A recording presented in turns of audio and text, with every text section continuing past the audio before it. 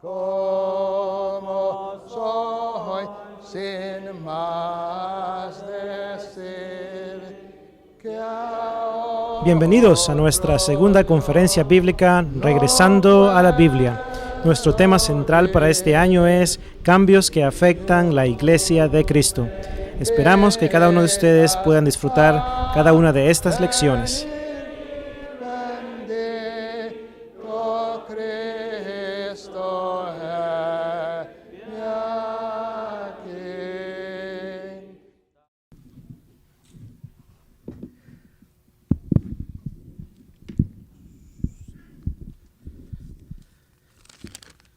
Ok, la primera pregunta fue dirigida a otro hermano que no está en este panel, pero su servidor va a tomar la responsabilidad de responderla. Dice, usted dijo que solo por adulterio podemos divorciarnos o muerte. También dijo que en el bautismo no se perdona el adulterio. Dio a entender que si queremos obtener vida eterna, tenemos que regresar con nuestro primer matrimonio. Pero, ¿qué si su primer matrimonio es con el mismo sexo? Una pregunta muy interesante. Y vamos a hacer lo que podamos para poder contestarla. En primer lugar, pues, Mateo 19:9 está muy claro en cuanto a la razón por la cual, ¿verdad?, una pareja puede divorciarse, y esa es fornicación. Mateo 19:9, la palabra griega es porneia. Ahora, dice aquí, también dijo que en el bautismo no se perdona el adulterio o la fornicación. El bautismo, hermanos y amigos, no perdona ni un pecado del cual la persona no se ha arrepentido o no quiere arrepentirse. La sangre de Cristo tiene poder para perdonar todos los pecados, aquellos, ¿verdad?, de los cuales nos hemos arrepentido y hacemos frutos dignos de arrepentimiento y vivimos conforme a la voluntad de Dios. Pero si yo estoy en una relación de adulterio, o yo estoy en una relación, por ejemplo, con otro, ¿verdad?, homosexual, del mismo sexo, entonces, para que Dios me perdone mis pecados, el pecado del homosexualismo, ¿qué es lo que yo tengo que hacer? Yo tengo que separarme, tengo que salirme de esa relación que me hace a mí estar en pecado. Cuando yo hago eso, cuando yo me separo del pecado, me aparto del pecado, entonces, ¿verdad?, es cuando Dios básicamente perdona mis pecados. Y el bautismo nuevamente, ¿verdad?, es para perdonar los pecados. Hechos 2:38, Hechos 22:16. Ahora, en cuanto a tener que regresar a al primer matrimonio, muchas de las veces, hermanos y amigos, esto es algo muy difícil de que se lleve a cabo, ¿verdad? Si se puede, ¿verdad?, y existe la posibilidad de hacerlo, ¿verdad?, pues está bien, pero déjeme aclarar esto. En el contexto de esta pregunta, se está hablando, ¿verdad?, de un matrimonio del mismo sexo. En primer lugar, ¿verdad?, Dios no reconoce los matrimonios del mismo sexo. Dios reconoce el matrimonio entre una mujer y un hombre. Dios creó a Adán y Eva, no a Adán y Esteban. ¿Ok? Entonces, tenemos que tener, ¿verdad?, eso en mente. Y para obtener la vida eterna, hermanos y amigos, es imperativo que obedezcamos a Dios, que guardemos sus mandamientos. Mateo 7:21 y Hebreos capítulo 5 y versos 8 y 9 habla que la obediencia es imperativo para eso. Así que algo, ¿verdad?, que tenemos que tener en cuenta muy a seguido en nuestras vidas. Hermano Willy, antes de pasar al frente, vino ahí atrás y dice, hermano, tengo para usted 3 o 4 preguntas. Aunque no es su tema, ¿no? Pero bueno, igual aquí está. Resulta que cuando llego acá no son 3 o 4 preguntas, son como 15. Así es que, y luego de las más difíciles, ¿no? Yo creo que se aprovecharon por mi edad, hermanos, ¿no? Pero ¿qué va a ser? Y la pregunta que voy a tratar de contestar es una pregunta, la primera aquí, difícil y triste. Y creo que todos aquí tenemos por lo menos algo de esto en esas familias. ¿Qué hacer cuando no haya qué hacer con nuestros hijos? Se han apartado y están en pandilla y es menor de edad. No tiene apoyo de un padre que da mal ejemplo. Debo darle la espalda, no aceptarlo en casa. Difícil, ¿no? Y creo que todos hemos tenido ya hijos, o tíos, o tías, o padre o madre, seres queridos en esa situación. ¿Y qué hacer con ellos? Sabemos que los hijos son diferentes. Desde que están en el vientre de la madre son diferentes. El movimiento es diferente. Unos más activos, otros no tan activos. Cuando nacen igual.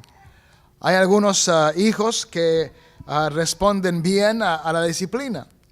Basta que el padre vea a aquel hijo y ya se corrige, ¿no? Otros son más rebeldes. Aunque uno les dé por lo menos azotes, como dice la palabra de Dios, no me duele. Bueno, rebeldes, ¿no? Y uno sigue con aquello y el hijo sigue igual. Dice la palabra de Dios en el Antiguo Testamento, en los Proverbios, enseña al hijo en su carrera y cuando fuere vieja no se apartará de ella. Y es cierto el dicho, aunque hermanos, en ocasiones hay hijos que pasa el tiempo y no regresan. Bueno, ¿qué hacer con ese hijo o esa hija rebelde? Yo conozco un matrimonio, tienen 2 hijas y un varón. Una de las hijas es fiel, el varón es fiel, pero una de las hijas no es fiel. Es una buena persona, es una persona muy generosa, muy querendona, como decimos acá, los mexicoamericanos, pero no es fiel al Señor, está fuera de la iglesia. ¿Qué hacer con ella? Bueno, hemos tratado varias cosas y aún no trabaja. Aún se alejó de la familia esa persona, pero igual como que no trabaja. Y aún desde que estaba pequeña y en casa, aquella hija, tengo entendido, que era rebelde, a los 12, 13 años. Y los padres a veces se detenían en corregirla con fuerza por el temor de que se fuera de la casa.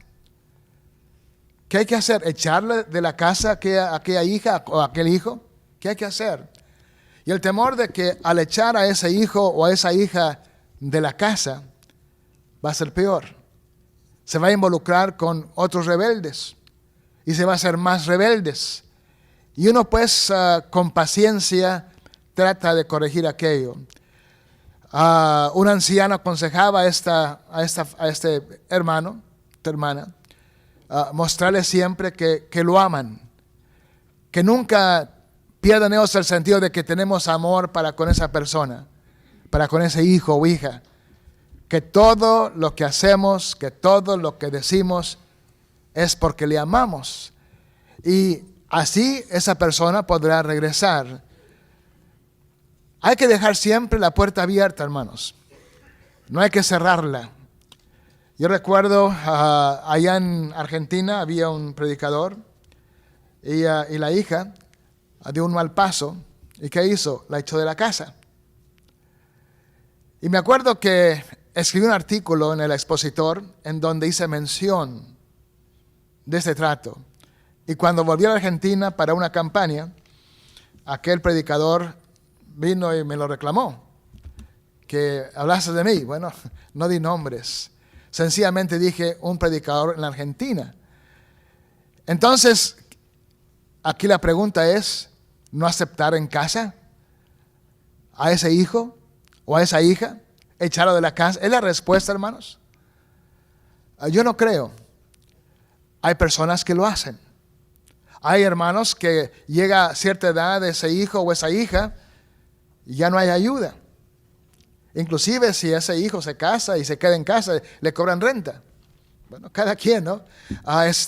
O le piden que paguen por la comida, ¿no? Bueno, allá esos padres, ¿no? Pero yo creo que como padres, siendo padres de 3 hijos, puedo decir esto. Hay que siempre estar ahí por nuestros hijos. Si son rebeldes, hay que seguirles predicando. Hay que hacerles ver que les amamos. Hagan lo que hagan, les amamos, hermanos. Y yo sé que es así. Uno puede odiar a sus hijos.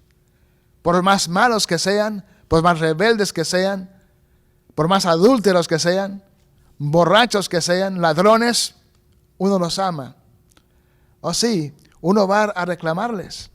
Mira, hijo, tú no aprendiste esto aquí en la casa. Mira, hija, tú sabes mejor que esto. Ah, pues no, me voy al infierno. Bueno, tú sabes mejor. ¿Y saben lo que pasa, hermanos?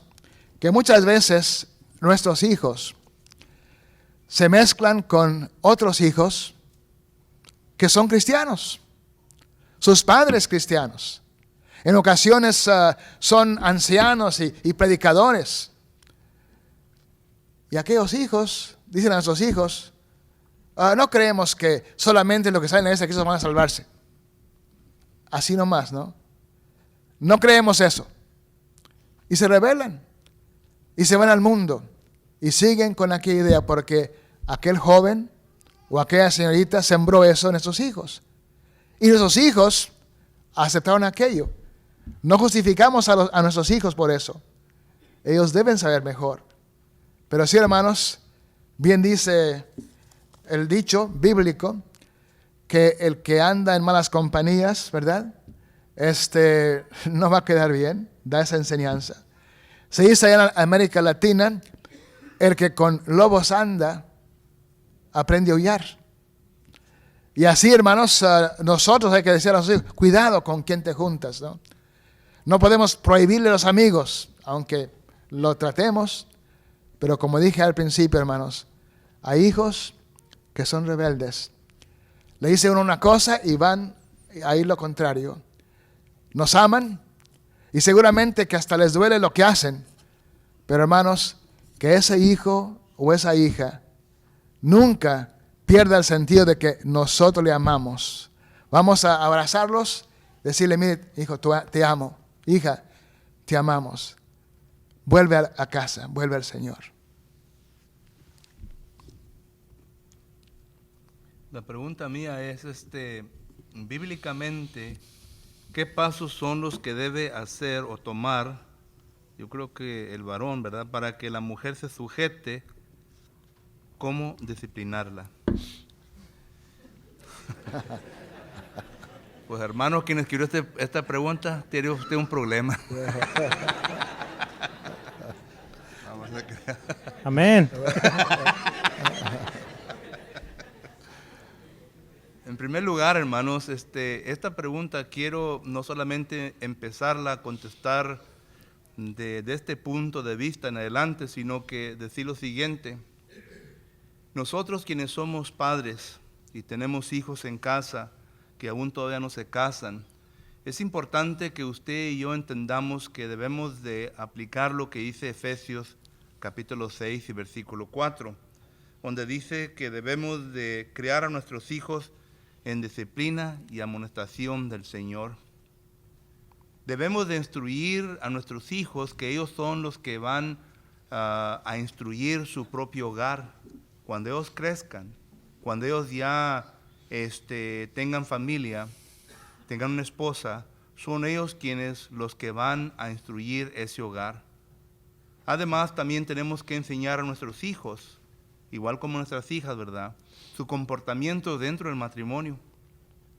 Cuando usted y yo enseñamos a nuestras hijas en que ellas se deben de sujetar a su propio marido, en el Señor, entonces enseñarle cómo se lleva a cabo eso, cuando ellas crezcan y se casen con una persona cristiana, un hermano cristiano, no estoy diciendo que no va a haber problemas en este hogar, pero las soluciones van a llegar y van a poder solucionar el problema que ellos tengan. Ahora, cuando uno como padre y madre falla en hacer lo que dice Proverbios capítulo 1 versículo 8, que el padre debe de instruir y la madre debe dar la dirección en el hogar, cuando esto está ausente en nuestro hogar, nuestros hijos e hijas van a crecer y van a ignorar completamente la voluntad de Dios en dichos labores. Entonces va a haber problemas. Posiblemente en dicho hogar la niña o la jovencita miró que la madre tomó la dirección en el hogar y que el padre era muy pasivo, entonces ella va a querer hacer lo mismo en su propio hogar y quizás esto no trabaje. Entonces ya llegamos al problema que tenemos delante de nosotros. Una mujer que no está sujetada a su propio marido. el marido entonces ahora tiene un dilema. Ahora, la pregunta es, ¿cómo corregir esto bíblicamente? Pues se va a llevar tiempo, hermanos, se va a llevar tiempo. Uno tiene que entender que como varón de su propio hogar, usted es quien debe de enseñar las cosas de la palabra del Señor. Recuerde que el apóstol Pablo en Efesios capítulo 5 y versículo 26 en adelante, aunque ahí está hablando de la iglesia, de Cristo y la iglesia, está usando el ejemplo del esposo y esposa, pero note lo que usted y yo debemos de hacer en el hogar. Debemos de santificar a nuestras esposas. ¿Qué significa eso? Debemos nosotros de purificar, debemos nosotros de presentarlas a sí mismos sin arruga y sin mancha delante de Dios. ¿Qué significa todo eso? Significa nuestra parte de instrucción. Entonces, para poder comenzar a corregir el problema que existe, usted tiene que enseñarle bíblicamente lo que la palabra del Señor enseña. Tiene que sentarse con ella, tiene que enseñarle en donde la Biblia enseña que ella debe estar sumisa a usted y que usted es en quien tiene que tomar la dirección del hogar. Ahora, ¿qué tanto tiempo se va a llevar esto? Yo no lo sé. Yo no conozco el espíritu, la determinación de su esposa. No sé qué tan difícil sea para poder comprender, entender las cosas del Señor. Yo tampoco no entiendo su pasión a las Escrituras. Usted puede ser un hombre pasivo, usted puede ser un hombre que pues no toma las cosas muy urgentes en su vida y por lo tanto eso también va a causar que la mujer no tenga ese mismo interés. Ahora, el problema quizás pueda ser, ¿verdad?, de que usted no ha tomado su autoridad. Y cuando esto no ocurre en su vida, alguien tiene que levantar la responsabilidad. Y a lo mejor usted es el culpable de que su mujer sea como es, porque usted pasivamente se ha acercado a las cosas del Señor de esa manera. Solo que cómo hacer su esposa que se sujete, enseñándole la palabra del Señor y que ella vaya entendiendo lo que debe de hacer como esposa. Okay, la siguiente pregunta es, cuando un predicador de una congregación se le considera adúltero y ladrón, ¿otras congregaciones o predicadores pueden exhortarlo o solo le concierne a la congregación a la cual pertenece? Comencemos con la primera parte. Cuando un predicador de una congregación se le considera adúltero y ladrón. Muy importante, hermanos, que cuando vamos a considerar a alguien o vamos a acusar a alguien de adúltero o ladrón, más vale que tengamos evidencia.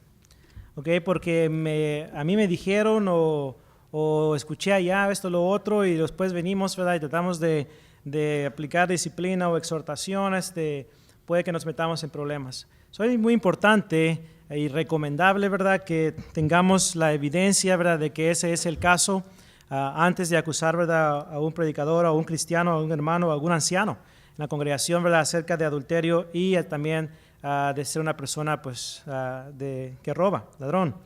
Entonces, ahora, ¿otras congregaciones o predicadores pueden exhortarlo o solo le concierne a la congregación a la que pertenece? Es importante que también recordemos que somos miembros los unos de los otros. Y en cuanto a exhortar, no significa, ¿verdad?, literalmente regañar, sino más bien animar. Animar a esa persona a que abandone la práctica pecaminosa para que pueda, ¿verdad?, salvarse. Entonces, es muy importante, ¿verdad?, que si nosotros sabemos y nos consta y tenemos la evidencia de que este es el caso, entonces tratamos de hablar con esa persona, ya sea cristiano, anciano o miembro, y tratamos de exhortarle, tratamos de animarle para que deje esa práctica y así de esta manera, ¿verdad?, pues pueda ser salvo. Pero nuevamente, lleguemos al punto en cuanto a eso, de la evidencia. Yo creo que hemos, ¿verdad?, acusado bastante y esto lo otro, y no tenemos la evidencia. Por ejemplo, ahorita las predicaciones que hemos dado, la razón por la cual hemos mencionado nombres es porque tenemos la evidencia. Y esa evidencia está abierta al público y ustedes la pueden ver para que vean, ¿verdad?, que no estamos mintiendo. Así como dijo el hermano Ildefonso Rodríguez, que él conoce muchos predicadores que están enseñando mal, así también yo, hermanos. He tenido discusiones con predicadores que han enseñado error, que han enseñado falsa doctrina, pero cuando yo los confronto o he hablado con ellos, me dicen a mí, a ver, muéstrame la carta donde yo escribí eso, muéstrame el cassette donde yo dije eso, como que si grabamos, ¿verdad?, todas las conversaciones que tenemos. Entonces, como dijo el hermano, es mi palabra contra la de él. Entonces, necesitamos tener la evidencia y por eso, ¿verdad?, no mencionamos los nombres de aquellos para los cuales no tenemos evidencia.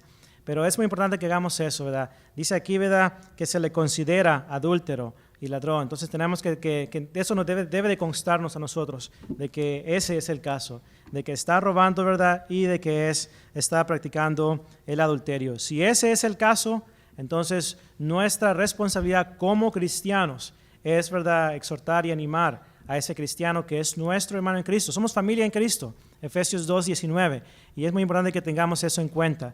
A mí me gusta mucho cuando, en ocasiones, cuando el hermano Rodríguez ha dicho que cuando pasan problemas en las congregaciones y nadie quiere decir nada al respecto, y mencionamos y decimos, ese no es mi problema.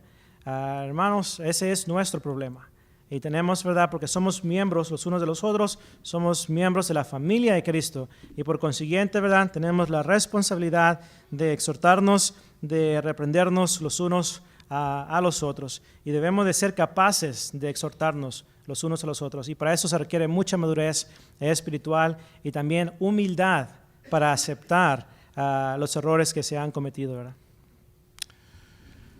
Tengo aquí dos preguntas que son relacionadas y voy a tratar de contestarlas en los 5 minutos que me tocan.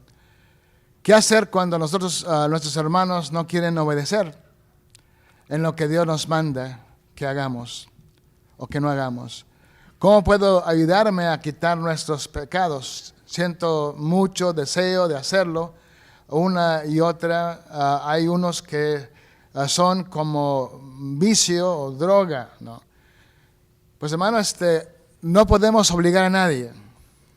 Somos mensajeros, ya como cristianos, como predicadores, como maestros, o miembros de la congregación. Somos mensajeros de Dios. Uno habla con la persona, uno le enseña lo mejor que puede con la palabra, lo que deben hacer. Cosas que ya se han dicho hoy. Y si la persona no quiere obedecer, no podemos obligarle. Dios no quiere títeres. Él quiere personas que le amen y obedezcan de corazón.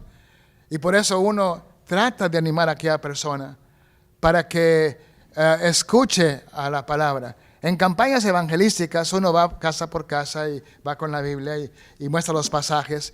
Y queremos que la persona se dé cuenta de por sí misma lo que dice la Biblia que debe hacer.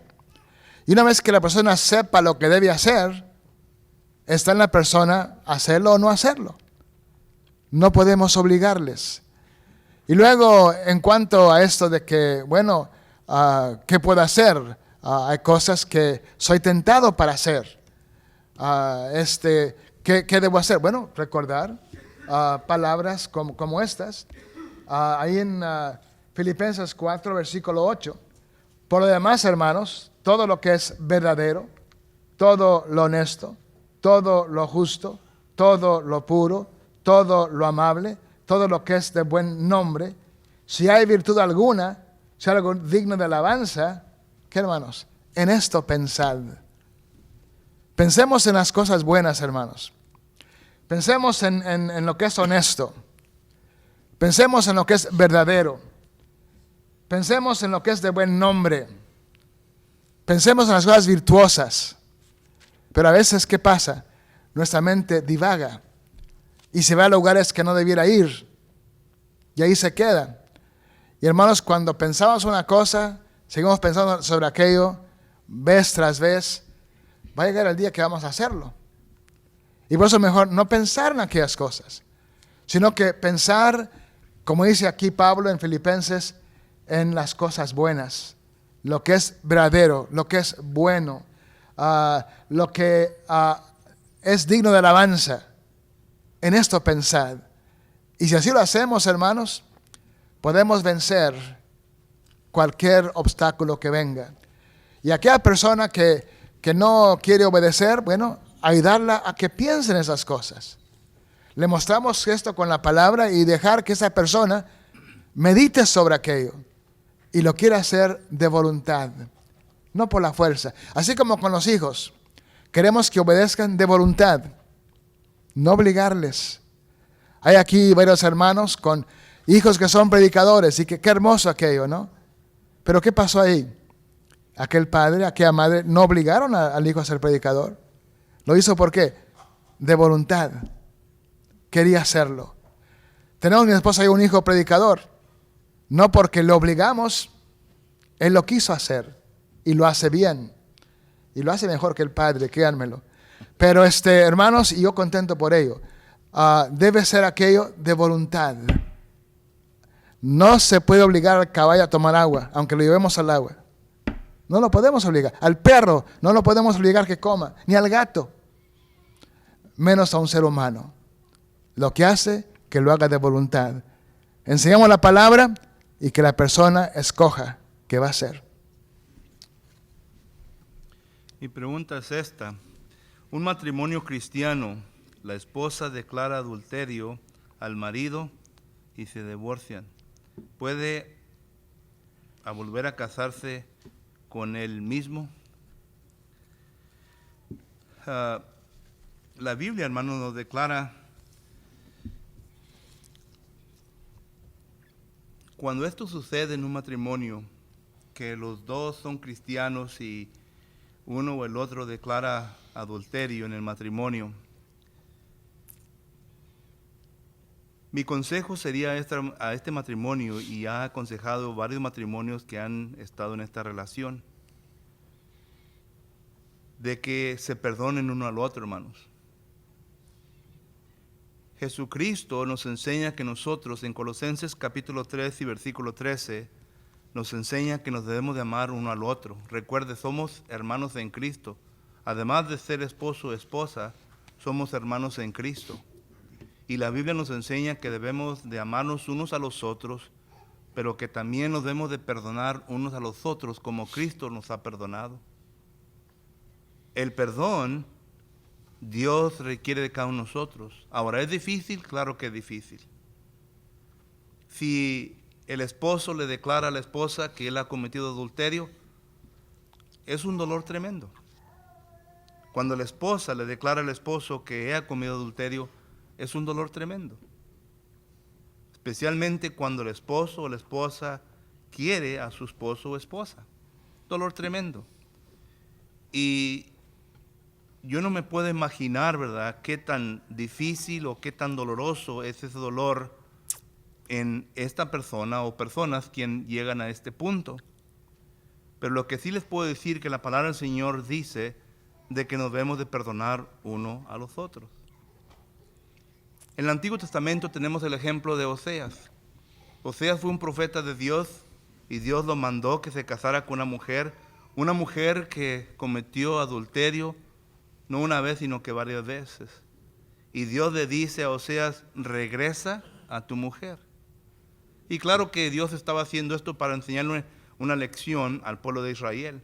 Pero en Oseas capítulo 3 y versículo 1, noten cómo Dios le dice a Oseas, dice, regresa a tu mujer adúltera y ámala. Noten el consejo que Dios le da a este profeta de Dios. Si Oseas quería a su esposa, él iba a regresar. Si usted quiere a su esposa, si usted quiere a su marido, usted va a regresar a su esposo o a su esposa. Ahora otra cosa, cuando usted lee concerniente el matrimonio y el divorcio en Mateo capítulo 5, versículo 30 y 31, 32, cuando leemos esos textos nosotros, noten que Jesucristo está poniendo al hombre en una situación de que Él ha declarado. Es Él quien quiere el divorcio. Porque Malaquías capítulo 12 y versículo 16, Dios ha declarado que Él aborrece al divorcio. Consideren eso. Pero el hombre, en su dureza de su corazón, Mateo capítulo 19, que le da carta de divorcio a su esposa, Dios le está diciendo, cuando esto ocurre, únicamente cuando hay fornicación. tienen derecho. Pero vuelvo a repetir, ¿qué es lo que Dios quiere de parte de un matrimonio cristiano? Que nos perdonemos en nosotros. Ahora, ¿qué si el dolor es tanto? ¿Qué si la profundidad de ambos es tanto, verdad? Y se llega a divorciar. Bueno, la Biblia da ese derecho. Pero mi consejo a parejas que yo he tenido, ¿verdad? Es, si pueden perdonarse uno al otro, perdónense. Sigan la vida juntos. Sigan viviendo juntos. Pasen sobre esto y déjenlo atrás. Mejórense más y más los dos con la palabra del Señor. Agarren fuerza más y más uno y el otro con la palabra del Señor y dejen eso atrás y sigan adelante. Yo creo que este es el mensaje que Dios quiso enseñar al pueblo de Israel. Este es el mensaje que Dios nos enseña a nosotros también. Y la contestación bíblica para esta pregunta: un matrimonio cristiano, la esposa declara adulterio, el marido se divorcia, ¿puede volver a casarse con ella mismo? Es sí.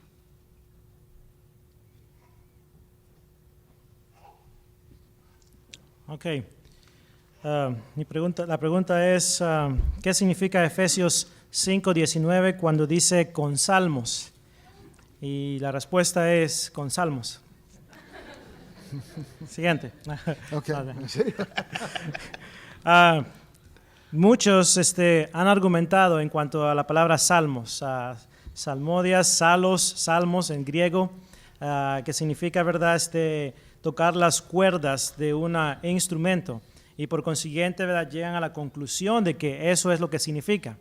Bueno, las palabras cambian de significado de tiempo en tiempo. Por ejemplo, me recuerdo de la palabra debate, por ejemplo, en inglés. Antes significaba una cosa, ahora significa algo diferente. La palabra gay antes significaba alegre y no había ningún problema cuando lo mencionábamos. Pero ahora lo menciona esa palabra y ahora significa otra cosa. Bueno, en el contexto de la historia de la palabra salmos, antes las autoridades de griego antes decían, ¿verdad?, daban la definición tocar las cuerdas de. Sin embargo, ahora, ¿verdad?, significa eso, cantar. Cantar usando los salmos del Antiguo Testamento. Y esa tiene que ser la explicación lógica, manteniéndolo en el contexto del canto a Dios. Dice ahí, haciendo melodía en vuestros corazones. El instrumento, espiritualmente hablando, es nuestro corazón. Y con él nosotros cantamos y alabamos a nuestro Dios, hablando entre vosotros con salmos, himnos y cánticos espirituales, cantando y alabando al Señor en vuestros corazones. Lo mismo dice Colosenses 3:16, Hebreos 13:15 y muchos otros pasajes más, como 1 Corintios 14:15, donde se nos exhorta a cantar a nuestro Dios. Nuevamente, si yo llego a la conclusión de que la palabra salmos ahí me está enseñando a mí de que debo usar un instrumento musical, la pregunta sería, ¿cuál instrumento?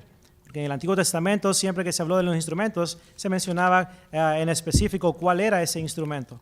Y luego después, esa conclusión a la cual yo llego de usar instrumentos va a estar en conflicto nuevamente con la autoridad y la enseñanza del canto en el Nuevo Testamento, no en el Antiguo Testamento. Entonces la palabra salmos en Efesios 5:19 básicamente hace referencia a los salmos del Antiguo Testamento, los cuales podemos usar, ¿verdad?, cuando cantamos a nuestro Dios. Y hay muchos salmos que he escuchado, ¿verdad?, congregaciones que cantan sin el uso de instrumentos musicales. Nuevamente los instrumentos se usaban en el Antiguo Testamento, pero no en el Nuevo Testamento. No hay ejemplo apostólico, no hay ejemplo de la iglesia del primer siglo, y si ese ejemplo no está ahí, por consiguiente, entonces tenemos que, ¿verdad?, desecharlos. Tengo dos preguntas relacionadas que realmente ya se han contestado, tanto por el hermano Willy, también por nuestro hermano Rodríguez, pero quisiera comentar sobre ello. Es una pregunta, es una cuestión que está ahora entre nosotros, causa de división. Algunos porque dicen que no entienden realmente la cosa, pero esa es la pregunta. ¿Qué debe de hacer la congregación con un matrimonio adúltero? ¿Puede haber comunión? ¿Qué dice la palabra? Pasaje bien conocido, hay varios, Mateo 5 también y otros, Pero en Mateo 19 vemos que se hace la pregunta en cuanto al divorcio, versículo 7. ¿Por qué pues mandó Moisés dar carta de divorcio y repudiarla? Él dijo, por la dureza de vuestro corazón. Moisés os permitió repudiar a vuestras mujeres pero al principio no fue así. Y aquí está la clave. Y yo os digo que cualquiera que repudia a su mujer, salvo por causa de fornicación, y se casa con otra, adultera. Y el que se casa con la repudiada, adultera. Bueno, ¿es difícil la respuesta? La respuesta no es difícil. Es difícil vivirla. Es difícil ajustarse a ella. Porque vemos que aquellos primeros discípulos que oyeron esto por primera vez, lo entendieron. El versículo 10 dice, si así es la condición del hombre con su mujer, no conviene casarse. Entendieron bien lo difícil. Bueno, ¿qué fue lo que se dijo? ¿Cómo se puede divorciar? Una persona se casa y se divorcia. Si no es por causa de fornicación, hay solamente una causa aquí. Fornicación. Pornea.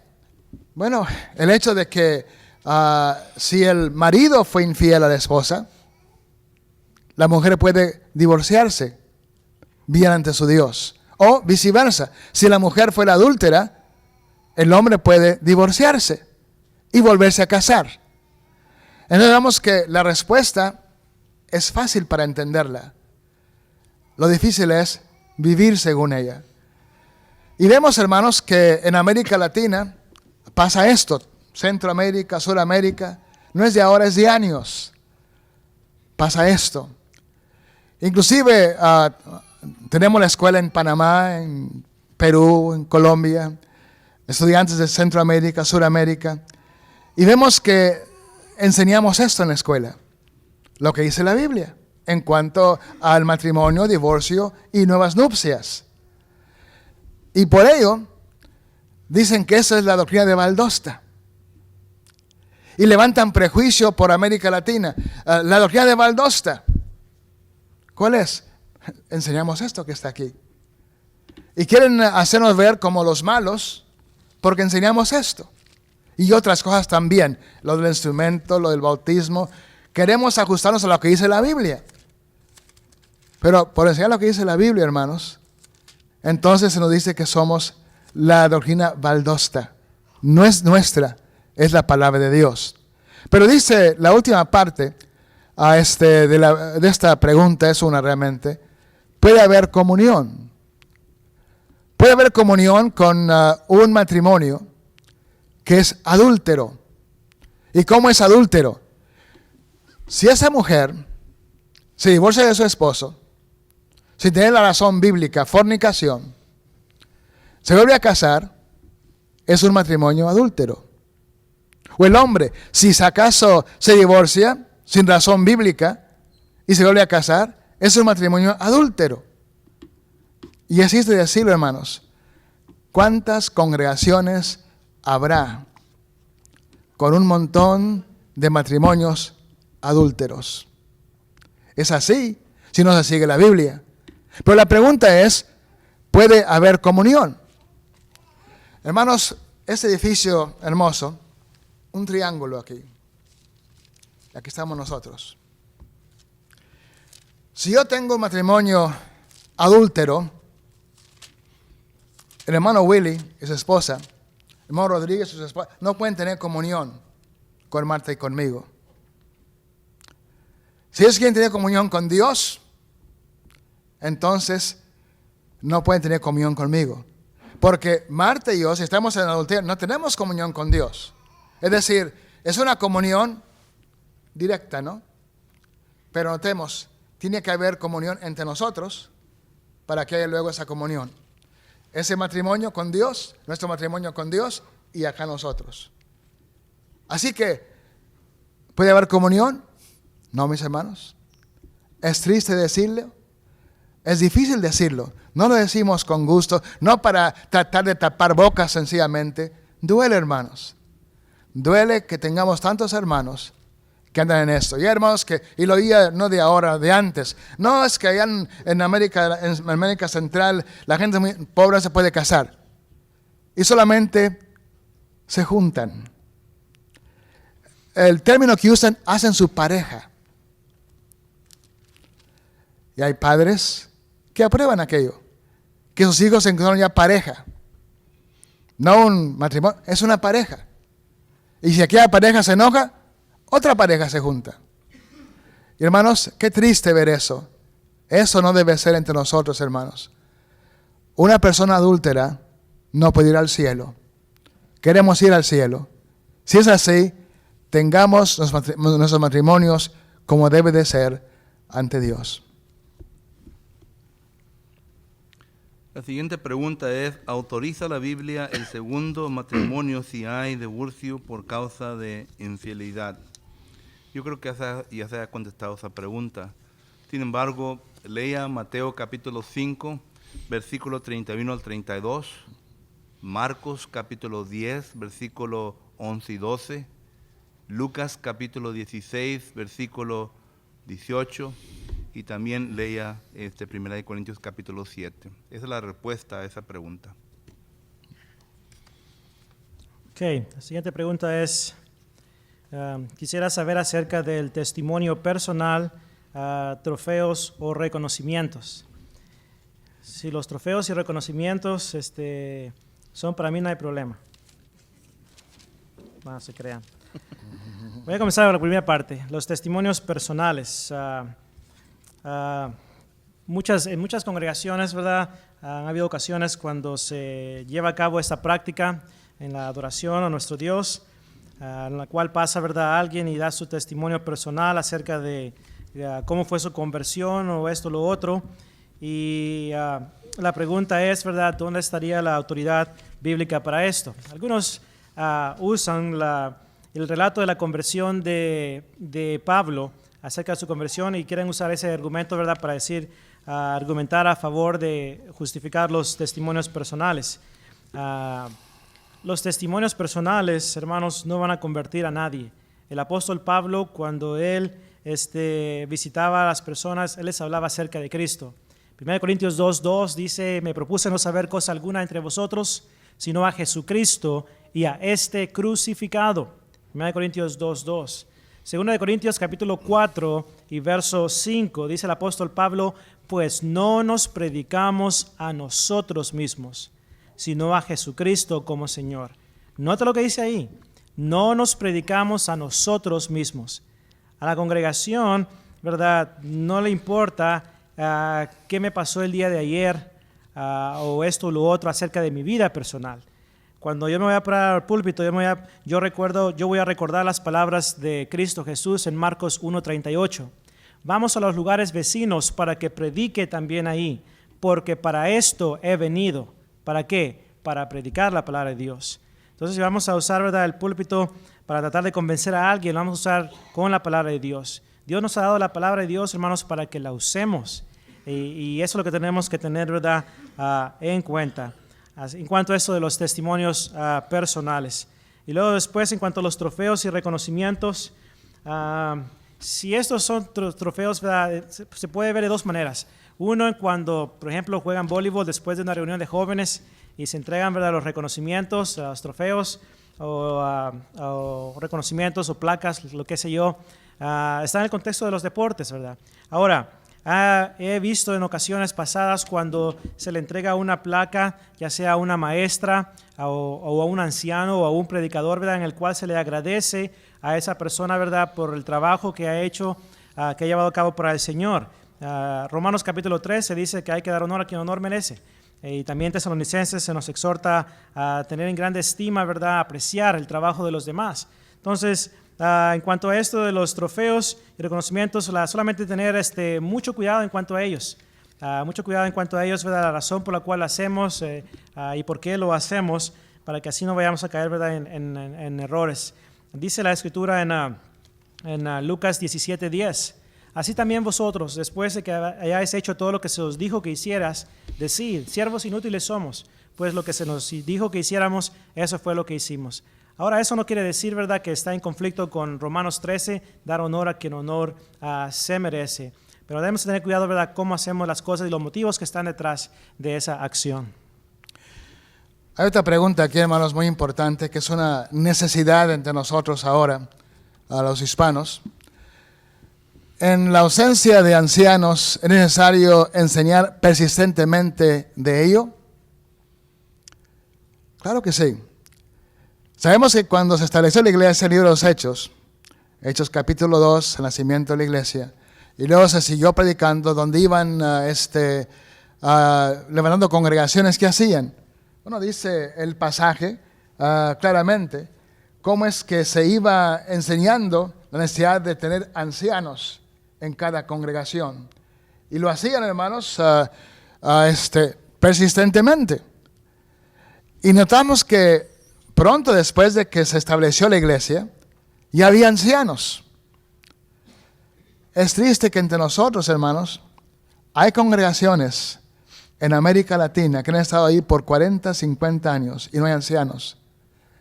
Aún aquí en el estado de Texas, en este país, hermanos, entre nosotros, congregaciones que han estado por años y no hay ancianos. Puedo, hermanos, en mi mano, tengo más dedos en mi mano, que congregaciones en América Latina que tienen ancianos. Es triste esto. Hace falta, hermanos, que para que esté la iglesia completa, haya ancianos y diáconos. Bueno, ¿qué ha pasado? ¿Por qué es que no hay más ancianos y diáconos en cada congregación? ¿Quiénes son los culpables? Hermanos, yo creo que los más culpables en todo esto somos los predicadores. A veces, predicadores en América Latina que reciben sostenimiento de Estados Unidos no quieren poner ancianos por el temor, hermanos, de que los ancianos entren ahí y luego lo echen. Un predicador, no voy a dar su nombre aquí, ahí por la frontera, hacía chiste de esto, que no quería poner ancianos en la congregación porque le iban a echar. Y pasó. Se pusieron ancianos en la congregación y los congregaciones lo echaron, ¿no? Los ancianos lo echaron. Bueno, pasa esto. Y luego el temor de que ahora que hay ancianos, ya él va a tener que dejar su lugar de pastor, de ser el que da las decisiones, ¿verdad? Entonces no quiere que haya ancianos. Es triste la acusación, hermanos, pero esto creo que existe y creo que los que están aquí, noto cabezas que están de acuerdo con lo dicho. Nosotros que predicamos, no hemos estimulado para que haya ancianos en cada congregación. Entonces no se ha enseñado con persistencia sobre ello. Hace falta, hermanos, de que nosotros hagamos lo que podamos para que se logre que haya ancianos y diáconos en cada congregación. Pero que sean ancianos que cumplan con los requisitos. A 1 Timoteo capítulo 3, Tito capítulo 1, que cumplan con los requisitos. Porque si van ancianos que no cumplen, va a haber más problemas. Ahora, en relación con esto, en la ausencia de ancianos, ¿qué tipo de ordenación autoriza Dios en la congregación? ¿Cuál es lo correcto hacer? Una buena pregunta. Yo creo, hermanos, y es algo personal, que una congregación donde no hay ancianos y diáconos, debe haber, hermanos, reuniones de varones. Los varones deben de juntarse y decidir. Yo creo que esto es mejor, opinión, que toda la iglesia se junte para cada decisión. Y perdonen, hermanas, pero creo que es mejor así. Porque a veces cuando se junta toda la iglesia, ¿qué pasa? Hay más preguntas, hay más disensión. Y hablo por experiencia, hermanos. Allá en el sur de Texas, donde yo nací y me crié, había una congregación en donde yo era bebé todavía, cuando existía. Y en esa congregación había 3 hermanas, muy fuertes de carácter. Cuando había reuniones, cuando hablaba una, la otra también. Y la tercera tenía que decir algo. Y una de ellas, hermanos, escribía los bosquejos de sermón y decía al predicador, predícalo. Y el predicador lo hacía, ¿no? Cosas que pasan, ¿no? Pero yo creo que en lo personal es mejor que haya reuniones de varones. Ahora, aún ahí, hermanos, puede haber problemas. Porque en esos reuniones de varones puede haber el concepto de que ya son ancianos. Y quieren ejercer como ancianos. Y no, hermanos. Solamente los que cumplen con los requisitos y sean designados como ancianos pueden ejercer como ancianos. Pero no solamente cualquier varón. Y ha pasado eso. Y tristemente, hermanos, he visto eso mucho entre nosotros. Hermanos hispanos que, porque he sido miembro aquí desde el principio, tengo 30 años aquí, se sienten con el derecho de dar órdenes. No, hermanos. Las órdenes que vengan del Señor, de la palabra, ¿no? Pero sí, hermanos, hace falta que nosotros tengamos más persistencia en tratar de tener ancianos en cada congregación.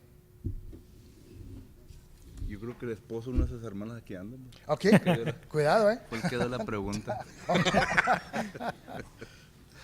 No se cae, hermano, duermo. Pregunta: si se escucha de algún hermano rumores de falsa doctrina, ¿es correcto asistir a una reunión donde va a predicar? Bueno, en primer lugar, hermanos, Deuteronomio capítulo 17 y versículos 12 en adelante nos da las leyes de cuando existen rumores. Y claro que se encuentra en el Antiguo Testamento, pero como ya hemos dicho en varias ocasiones, el Antiguo Testamento se ha escrito para nuestra enseñanza, dice el apóstol Pablo en Romanos capítulo 15, versículo 4. Y también en 1 Corintios capítulo 11, versículo 6 y 11, dice que es un tupos o que es un patrón el Antiguo Testamento. Ahora, y hay varias cosas dentro del Antiguo Testamento que podemos usar como principios para nosotros los cristianos. Y claro que en Deuteronomios miramos nosotros que cuando Moisés está dirigiendo al pueblo de Dios por segunda vez la ley que se dio en Éxodo capítulo 19, miramos nosotros que ahí trata Moisés concerniente a los rumores. Dice, cuando hay rumores, es mejor que se haga una investigación. Y es el consejo que la Biblia nos da a nosotros. A usted, hermano o hermana, quien escribió esta pregunta, cuando hay algunos rumores, es mejor que usted investigue si acaso es cierto esto lo que se anda enseñando, se anda diciendo. Ahora, así es como se empiezan los problemas en la congregación. En vez de ir con el hermano, ¿verdad?, que necesita la atención, vamos con otras personas y le comunicamos a otras personas concerniente a lo que está sucediendo. Y si usted está de acuerdo con lo que dice la Biblia en Hechos capítulo 18 y versículo 15 en adelante, miramos nosotros que enseña concerniente a cómo se debe tratar dicho asunto. Por lo que número uno, si usted escucha rumores, es mejor que usted se entere por completo de que así es. Ahora, si resulta de que el hermano quien se ha invitado a una reunión para predicar, está predicando y enseñando falsa doctrina, pues ya hemos dicho varios textos que usted debe de entender. 2 Corintios capítulo 6, versículo 14. Efesios capítulo 5, versículo 11. 2 de Juan, versículo 7 al 11. 1 de Juan, capítulo 4, versículo 1. Todos esos versículos nos dan a entender que es menester que nosotros pruebemos a los espíritus, que nosotros amonéstenos a aquellos que se encuentran en tinieblas. Pero vamos a suponer que usted va a una reunión y escucha a un hermano predicar y predica falsa doctrina. Pues también encontramos patrón bíblico. En Hechos capítulo 18, usted recuerda aquella pareja, a Priscila y Aquila, que estaban ahí y un predicador elocuente en la palabra del Señor comienza a predicar, pero él predicó algo que no estaba de acuerdo a la palabra del Señor y ellos le llamaron a un lado y le instruyeron más exactamente concerniente a la palabra del Señor. Solo que es nuestro deber, número uno, de investigar. Número dos, si es cierto, entonces no tener comunión. Número tres, si asistemos a una reunión, nos damos cuenta, ¿verdad?, que hubo falsedad, que se predicó, es mi deber de ir al hermano y a ponerlo aparte y enseñarle más exactamente la palabra del Señor. Ahora, advertencia. Yo no he visto ningún predicador que vaya a decir, sí, hermano, prediqué, sino que le va a dar respuesta. Usted debe estar bien preparado para poder lógicamente encontrarse en un argumento y demostrarle bíblicamente sus falsedades. La segunda parte de esta pregunta ¿es correcto que una congregación lo invite a predicar? En una congregación, y el hermano Leonel Cortés ya tocó un poco sobre esto, en una congregación donde existen ancianos, Tito capítulo 1 y versículo que es de la 9 en adelante, le da instrucción al anciano que él debe retener la sana doctrina, que debe dice, tapar la boca de aquellos que andan predicando falsedad. Es responsable de los ancianos de investigar que la persona que están invitando sea una persona que sea sana en las Escrituras. Es deber de ellos. Cuando no existen ancianos, la congregación, y muchas veces nosotros le damos la obligación al predicador que él se encargue, pero todos debemos de entender de que el hermano que va a venir a predicar, que sea un hermano sano en la doctrina, que predique la verdad. Y entonces miramos nosotros que, por ejemplo, en 2 Timoteo capítulo 1, texto que ya usó el hermano Willy, retener la sana forma de doctrina. ¿A quién le está hablando ahí? ¿A los ancianos? Le está hablando a todos. Segunda a los Tesalonicenses capítulo 2, versículo 15, que debemos de mantenernos firmes en la doctrina, en la sana doctrina. ¿A quién le está hablando? A todos. Solo que todos somos responsables de mirar que se predique y que se enseñe la palabra de Dios. Rápidamente, para terminar, ya el tiempo se nos ha ido. Más quisiera hacer un comentario en cuanto a lo del hermano.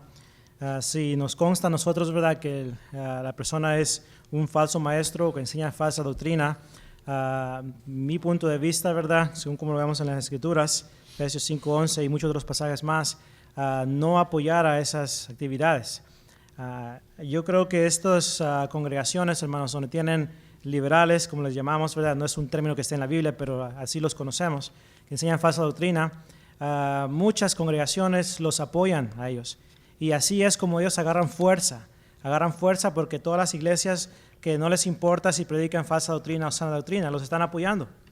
Están apoyando a esas actividades, agarran fuerza a ellos creen, ¿verdad?, que todo está bien con ellos, ¿verdad?, y no hay problema y siguen adelante con sus cosas. Hermanos, Dios nos ha mandado a apoyar la sana doctrina, no la falsa doctrina. Y aquellos que predican la sana doctrina necesitan ser apoyados, ¿verdad?, en las actividades que hacen para la honra y gloria de nuestro Dios. Yo le aseguro de que muchos no vinieron a estas conferencias por lo mismo, porque no quieren apoyar la sana doctrina, sino más bien la falsa doctrina. Y nuevamente, ¿verdad?, no digo nombres ni nada de eso, pero estoy diciendo, ¿verdad?, probablemente algunos no vinieron por esa razón. En cierta ocasión, rápidamente, tuvimos unas conferencias en el este de aquí de Texas, en la escuela de predicación de Brown Trail.